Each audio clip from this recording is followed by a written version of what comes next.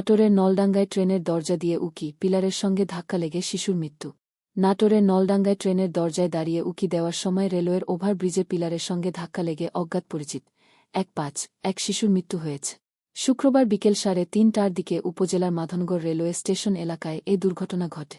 এলাকাবাসী সূত্রে জানা যায়, ঢাকা থেকে রংপুরগামী রংপুর এক্সপ্রেসের দরজার বাইরে মাথা বের করে বাহিরের দৃশ্য দেখছিল শিশুটি। ট্রেনটি মাধনগড় রেলওয়ে স্টেশন পার করার সময় মাধনগড় স্টেশনের ওভারব্রিজে পিলারের সঙ্গে ধাক্কা লেগে শিশুটি নিচে পড়ে যায়। এতে ঘটনাস্থলেই তার মৃত্যু হয়। মাধনগড় রেলওয়ে স্টেশনের মাস্টার ইমদাদুল হক মিলন বলেন, রংপুর এক্সপ্রেসটি মাধনগড় স্টেশন অতিক্রম করার সময় ওভারব্রিজে পিলারের সঙ্গে ধাক্কা এক শিশুর মৃত্যু হয়েছে। বিষয়টি ঊর্ধ্বতন কর্তৃপক্ষসহ সান্তাহার রেলওয়ে থানাকে জানানো হয়েছে। খবর নাটেরে 2-4 সেলিনা আক্তার।